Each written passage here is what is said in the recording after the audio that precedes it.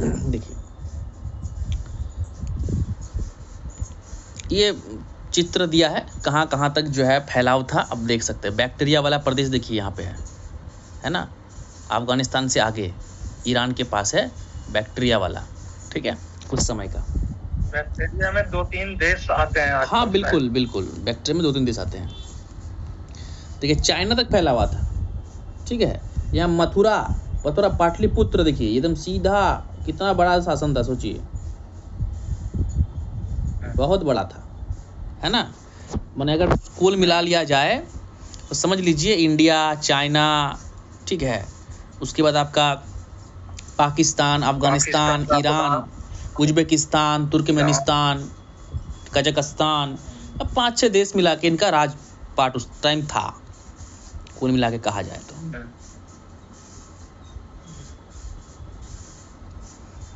देखिए वो लड़का है ना सुमित, वो जुड़ता नहीं है, जिस दिन हम क्लास नहीं लेते हैं वो उस दिन फ़ोन करता है जानबूझ के। अब इस जुड़ नहीं रहा है वो। देखिए 3 दिन 3 क्लास है आज, BHIC 103 का। पिताजी लोग पैसा भेज देते हैं ना तो बच्चों को समझ में नहीं आता है कितना मेहनत से जो है गार्जियन पैसे कमाते हैं। चलिए अब देखिए यहाँ पे दिया गया है कहाँ कहाँ तक था, नाम सब थोड़ा देख लीजिएगा। हिंदू कुश, गांधार, तक्षशिला, हिमालय, अर्केशिया, कुषाण साम्राज्य, ग्रेड एशिया, ये सब चीज़ दिया गया है। ये सिक्का है कनिष्क का, ठीक है, ये क्या है, सिक्का है कनिष्क का।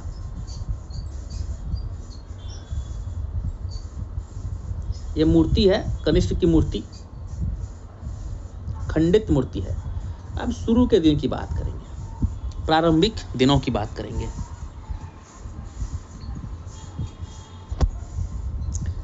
पहला शासक कुजुला कड़फिसेस था, जिसने महान राजाधिराज की उपाधि सिक्कों पर ग्रहण की, जो शक और पार्थियन सिक्कों का अनुसरण करते थे, माने फॉलो करते थे। उसने यू ची की 5 जनजातियों को एकजुट किया और भारत में सफल घुसपैठ की।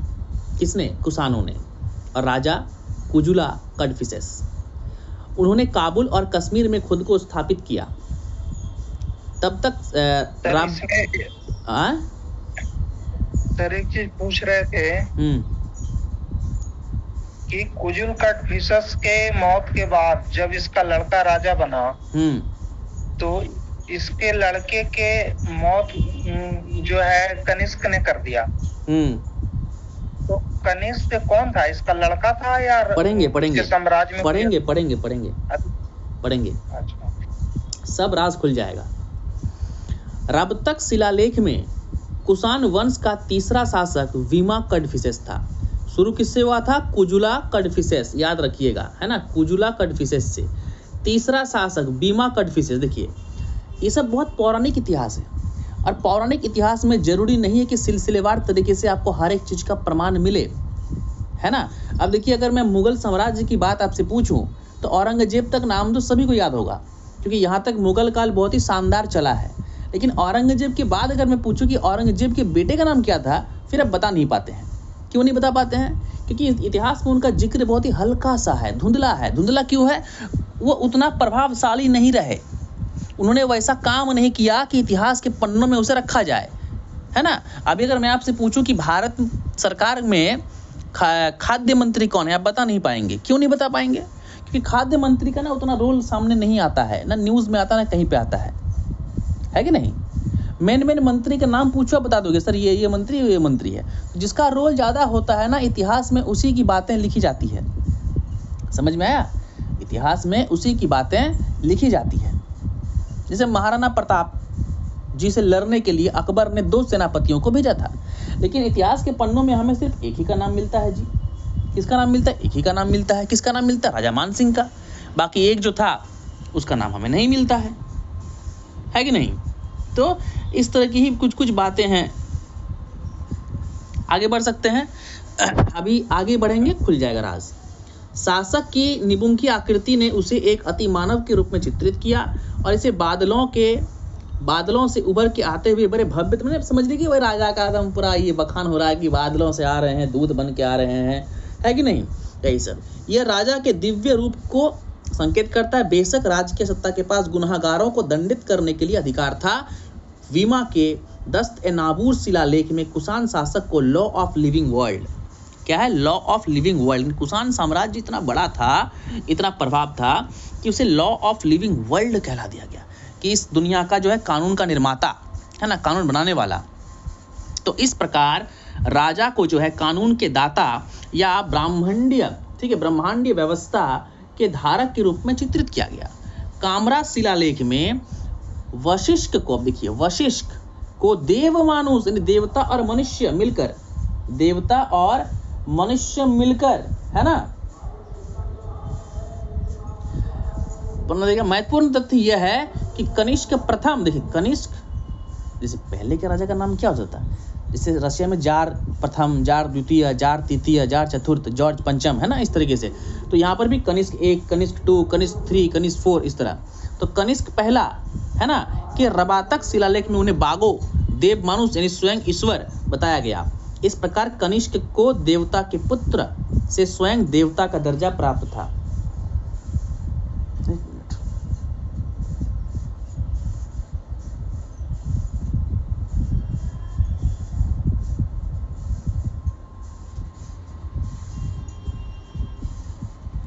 आगे बढ़ते हैं। प्रादेशिक विस्तार। कुषाण साम्राज्य का अधिकतम क्षेत्रीय विस्तार कनिष्क प्रथम के शासनकाल में हुआ, बहुत फैला। कनिष्क का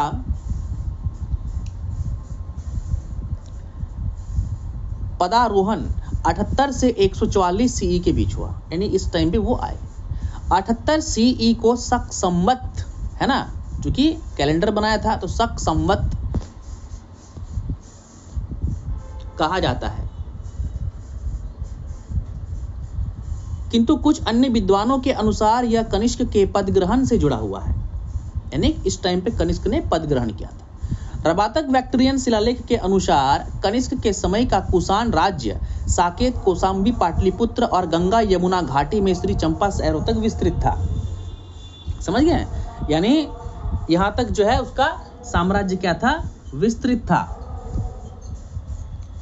आगे बढ़ेंगे, इसे उतना इंपॉर्टेंट है नहीं, फिर भी मथुरा के पास कनिष्क की एक विशाल प्रतिमा मिली है, जिस पर ब्राह्मी लिपि में महान राजा, राजाओं के राजा, देवपुत्र कनिष्क लिखा है, जिससे पता चलता है कि उसने अपने आप को चक्रवर्ती सम्राट के रूप में प्रदर्शित किया था। जबकि इंडो ग्रीक बैसिली राजाओं का राजा उपाधि तक इस्तेमाल करते थे। कुषाणों ने फारसियों, चीनी और रोमनों से खिताब लिया। उन्होंने महाराजाधिराज, देवपुत्र, सोतेर और कैसर की उपाधि धारण की।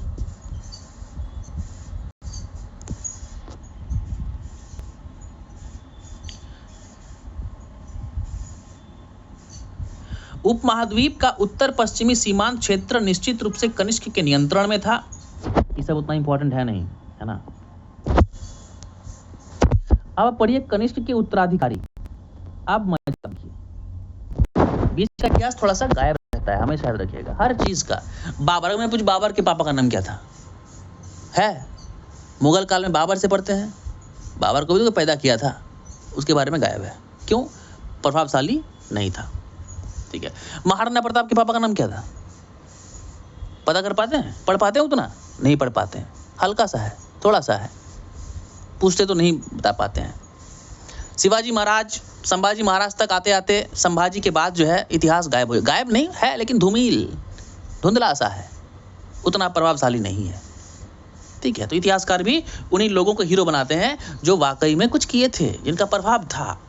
तो कनिष्क के उत्तराधिकारी कनिष्क वन के, देखिए कनिष्क एक, पहला कनिष्क के उत्तराधिकारियों में सबसे शक्तिशाली और सबसे प्रमुख कौन था? हुविष्क, जिसने 3 दशक 30 साल तक शासन किया। हुविष्क का सिक्का विशेष रूप से अलग है, भिन्न है।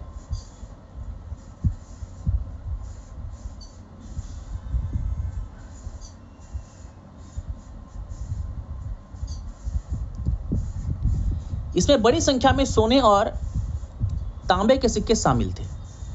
उसने शासनकाल के कई शिलालेख मथुरा से मिले, इससे प्रमाण होता है कि मथुरा तक शासन था।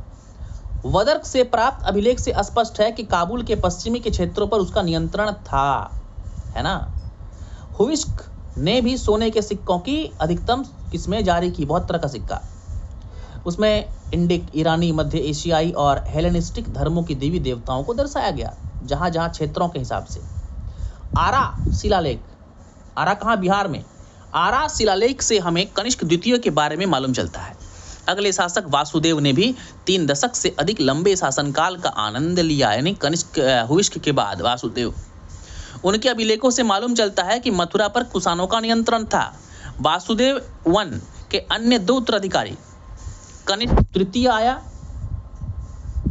देखिए, कनिष्क वन के बाद क्या आया, हुइष्क, और हुइष्क के बाद वासुदेव वन, और वासुदेव वन के बाद कनिष्क तृतीय, है ना, और वासुदेव द्वितीय आया।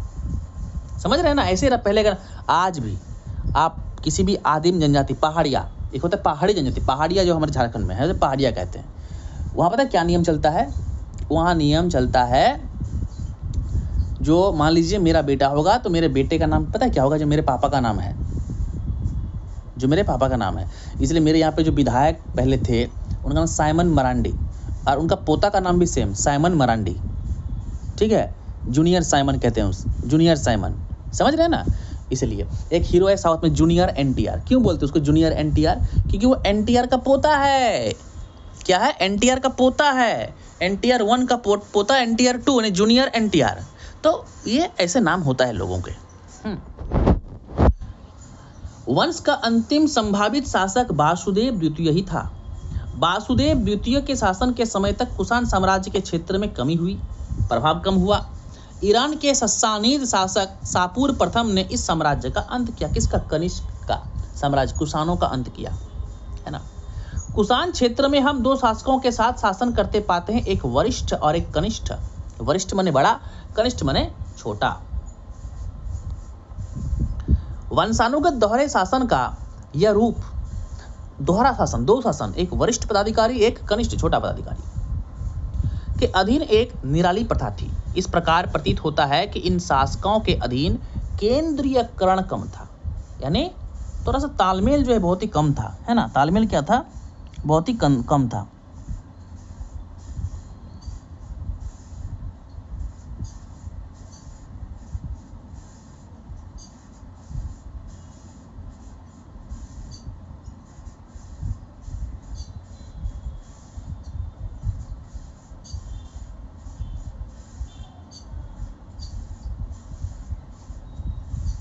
आगे देखते हैं। हाँ, कुषाणों ने शकों से अपनाई गई सरकार की क्षत्रप प्रणाली को मजबूत किया। क्षत्रप, है ना, क्षत्रप, क्षत्रप मतलब क्या होता है बताइए, कहाँ हमने देखा है क्षत्रप के बारे में, कहाँ पढ़ा, क्षत्रप कहाँ पढ़ा था।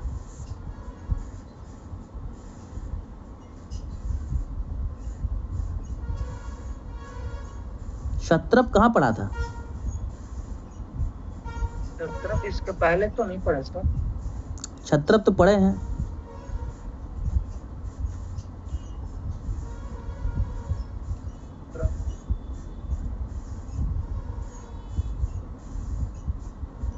क्षत्रप पढ़े हैं, कहाँ पढ़े हैं ये बताइए।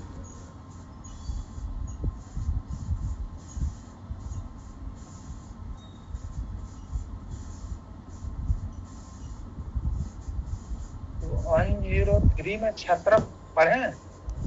क्षत्रप तो पढ़ाए हैं आपको, 103 में भी हम बताए थे, पढ़ाए नहीं है बताए हैं, और 101 में तो बताए ही थे क्षत्रप के बारे में। अब आप भूल जाएंगे तो फिर दिक्कत वाली बात है।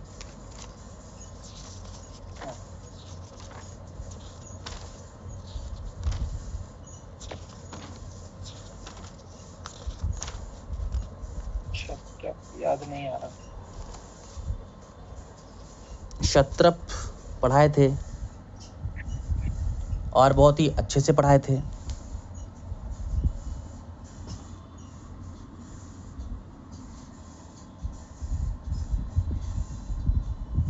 क्षत्रप पढ़ाए थे और बहुत ही अच्छे से पढ़ाए थे,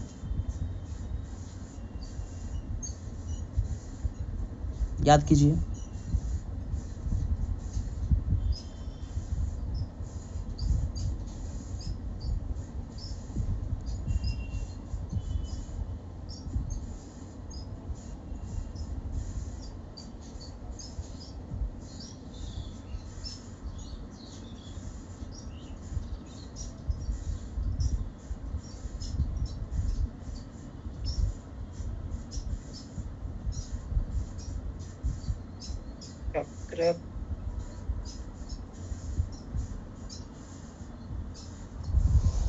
ईरान का तो बताए थे सर। ईरान अलेक्जेंडर के टाइम पे अलेक्जेंडर जब आक्रमण करता है, देखिए मैं इसलिए कहता हूँ बहुत जरूरी है लिखना उखना भी, सिर्फ पढ़ना रिवीजन ही जब एग्जाम का टाइम आएगा ना तब दिमाग से सब हटेगा। और देखिए एक वर्ड अगर एग्जाम हॉल में पता है क्या होगा, एक वर्ड अगर दिमाग से हट जाएगा ना तो फिर आगे का लिख नहीं पाएंगे आप, ठीक है, आगे का लिख नहीं पाएंगे। इसलिए क्षत्रप बताइए, देखिए क्षत्रप क्या अलेक्जेंडर के टाइम को याद कीजिए, क्या बताया था मैंने, अलेक्जेंडर क्या कर रहा था, जहां जहां जीतता हुआ जा रहा था वहां वहां क्या कर रहा था, जहां जहां जीतता हुआ क्षत्रप बैठा रहा था, क्षत्रप को बैठा रहा था, उस राज्य में के अधिकारी, उस राज्य में अधिकारियों को वो क्षत्रप कहते हैं। देखिए ये सब चीजें इतिहास भूलने से नहीं होगा, ठीक है। एक बात समझ लीजिए, आप अगर ये सोच रहे हैं ना कि बस हमको डिग्री लेना, ये मत सोचिए कि मुझे डिग्री लेना है, ठीक है। डिग्री आप बिना ट्यूशन पढ़े भी ले सकते थे, इसके लिए आपको 4-5 हज़ार मुझे देने की कोई जरूरत नहीं थी, है कि नहीं। ऐसे भी नॉर्मली आप 40 नंबर ला ही लेते कम से कम में, तो पास कर ही आते। किसी को जब पैसा दिए हैं पढ़ने के लिए, कहीं पे आपने इन्वेस्ट किया है, पैसा वसूल पढ़िए। और मैं पढ़ाता भी हूँ पैसा वसूल वाला पढ़ाई, मेरे पढ़ाई में कोई कमी ढूंढ नहीं पाएगा। आप इतना दिन से मेरा क्लास कर रहे हैं, 6-7 महीने हो गए, कोई कमी तो नहीं दिखेगी मेरे पढ़ाई में। मैं पढ़ाता हूँ एकदम विस्तार से, भयंकर पढ़ाता हूँ मैं, ऐसा पढ़ाता हूँ कि मतलब समझ लीजिए कि यूपीएससी टाइप में पढ़ाता हूँ, ठीक है। तो हाँ, तो उसको क्षत्रप पर्सिया का एक उपाधि भी तो था सर। वही चीज तो मैं बोल रहा हूँ, वही चीज तो मैं कह रहा हूँ कि सिकंदर जो कर रहा था वो क्या कर रहा था, वो वही तो कर रहा था।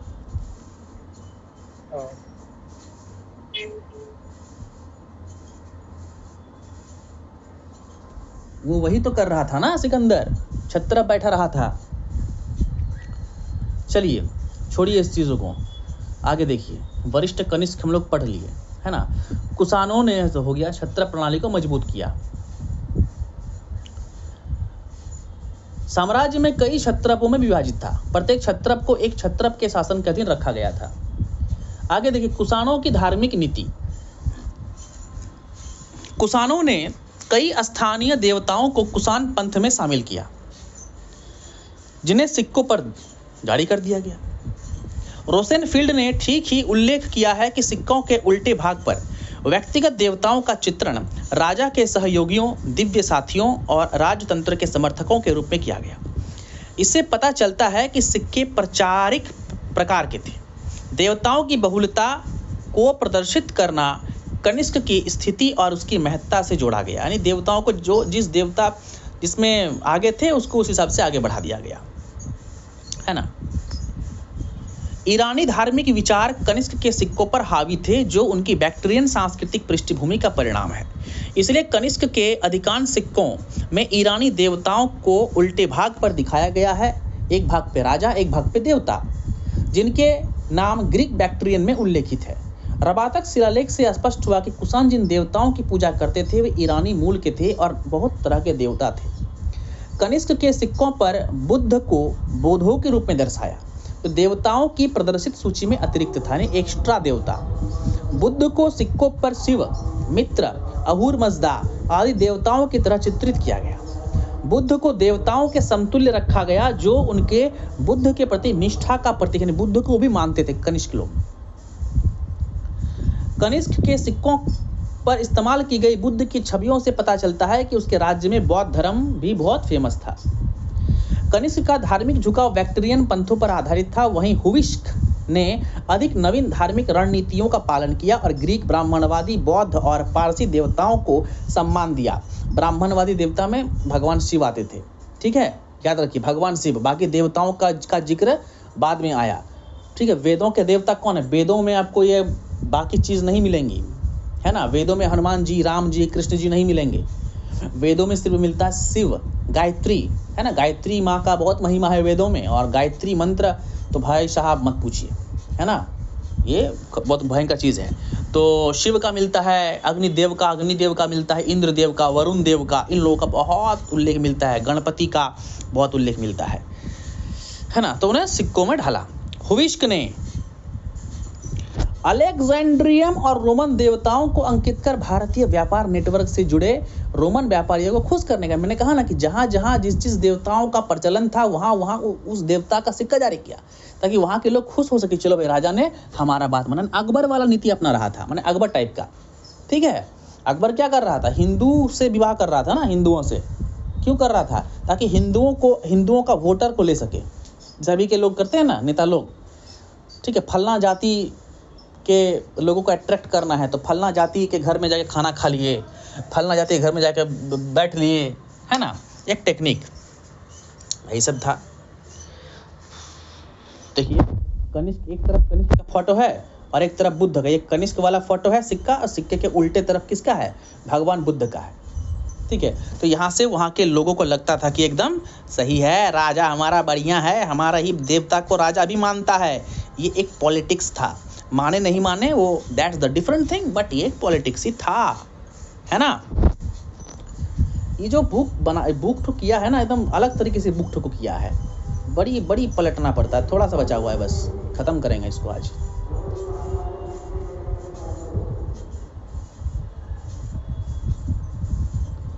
स्मरणीय है कि कनिष्क प्रथम और हुविष्क के शासन के दौरान रेशम मार्ग से व्यापार अपने बहुत ही चरम पे था।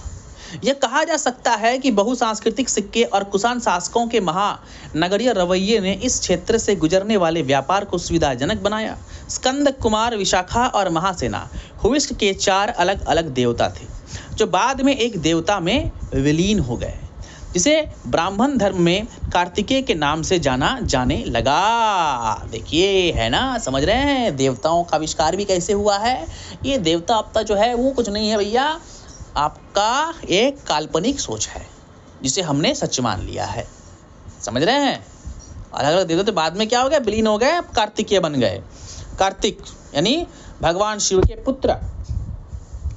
कुषाणों के सिक्कों पर विभिन्न प्रकार के देवी देवताओं का चित्रण साम्राज्य में विभिन्न धार्मिक विश्वासों से संबंधित है। यह शासकों के बहुलवादी धार्मिक प्रथाओं की ओर बढ़ावा देने का इशारा है कि जो शासक है वो सेक्युलर है, सभी धर्मों को मानता है। यानी उस टाइम कनिष्क लोग सेक्युलर था, कुषाण क्या था, सेक्युलर, सभी धर्मों को माना।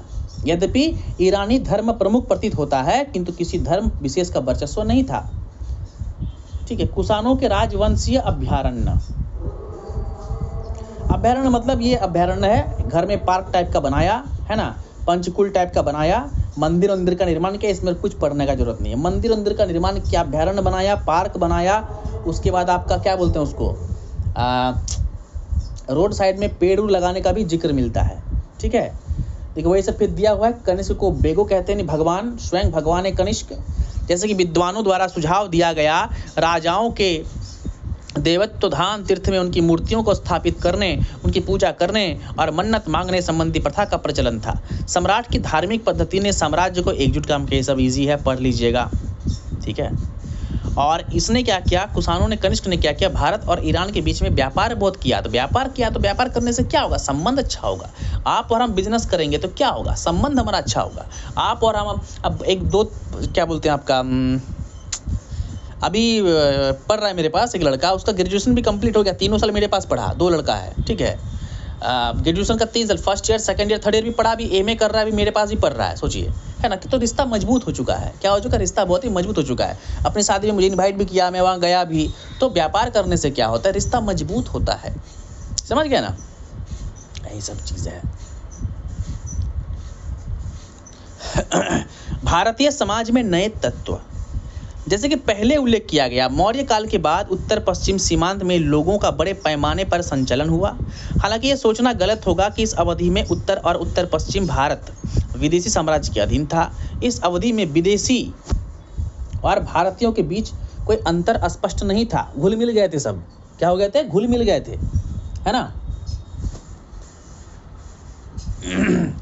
आगे बढ़ सकते हैं, तो आगे बढ़ते हैं। ग्रीक, शक, पार्थियन, कुषाण आदि धीरे धीरे भारतीयकरण हुआ, बने घुल मिल गए थे। मुगल घुल मिल गए, बाबर बाहर से आया था, लेकिन अकबर खुद को क्या बोलता था, मैं भारतीय हूँ, मैं भारत में पैदा हुआ हूँ, ठीक है। शाहजहां क्या बोलता था, आई एम इंडियन, मैं यहाँ पैदा हुआ हूँ, मैं भारतीय हूँ, लेकिन असल में भारतीय नहीं थे। भारतीय संस्कृति के कानूनविद मनु कौन थे, मनु के अनुसार शक और पार्थियन क्षत्रिय थे जो अपने कर्तव्यों से विमुख हो गए थे। इस प्रकार उन्हें द्वितीय श्रेणी के क्षत्रियों के रूप में जाना जाने लगा। भारत इतिहास के किसी भी अन्य काल में इतनी बड़ी संख्या में विदेशी लोग भारतीय समाज पर आत्मसात नहीं हुए थे जितने मौर्य काल में थे। मौर्य काल में सिकंदर उकंदर सब इंडिया आ गया, सिकंदर के लोग इंडिया के भूल मिल गए, ग्रीक के लोग आ गए, यूनान के लोग आ गए, ईरान के लोग आ गए, अफगानिस्तान के लोग आ गए, सब यहाँ आके क्या होगा, मिल गए। फिर मौर्य के बाद कुषाण आए, शक आए, है ना, वो सब भी क्या हो गए, यहाँ आके रह गए, यहाँ आके मिल गए। और उन्होंने क्या किया, भारत की लिपि को अपना लिया। भारत की लिपि, ब्रह्मी लिपि, प्राकृतिक लिपि, हिंदी लिपि, देवनागरी लिपि, संस्कृत लिपि, सबको अपना लिया। अभी आप अमेरिका जाएंगे तो इंग्लिश लिखेंगे, पढ़ेंगे ना, वही बात है। तो वो लोग भी यहाँ आए तो इसी चीज़ को लोगों ने भी अपना लिया। ठीक है, इन लोगों ने भी अपना लिया और बाद में पूरे भारत में क्या हो गया, ये लोग फैल गए। ठीक है, ज़्यादा तो अब है नहीं। गैर राजतंत्रीय शक्तियाँ, यानी वो शक्तियाँ जो गैर राजनीति वाली है। पंजाब, राजस्थान और उत्तर प्रदेश में अलग अलग इलाके थे जहाँ छोटे छोटे स्थानीय राज्य थे और उन स्थानीय राज्य पे क्या था, अलग अलग शासन था। फिर आडुम्बर, योद्धे, मालव, सिबी, वृष्णि और कुनिन जैसे प्रमुख वंशों के सदस्य द्वारा, ठीक है, आडम्बर ने रावी, व्यास के ऊपरी भागों के बीच भूमि पर कब्जा। मैंने छोटे छोटे राज्य सब आए, छोटे छोटे क्षेत्रीय राजा आए और धीरे धीरे क्षेत्रों पर क्या करना, कब्जा करना शुरू किया। ये पढ़ना उतना इंपॉर्टेंट नहीं है, सिलेबस में भी आपका नहीं पूछा जाएगा। ठीक है, ये चाहे तो आप पढ़ सकते हैं, पढ़ने से कोई फायदा इसका है नहीं। छोटे छोटे राजा आए और आक्रमण किया। जितना मेन पढ़ना था हमने पढ़ लिया। शुंग वंश के बारे में पढ़ा हमने, कनिष्क के बारे में पढ़ा। ठीक है, तो ये शुंग और कनिष्क, ये दो चीज़ याद रखना है। आई बात समझ में? कोई दिक्कत समझने में, एनी प्रॉब्लम, कहीं पर कुछ पूछना हो? ठीक है, मिलते हैं हम लोग कल तब, है ना? ठीक है।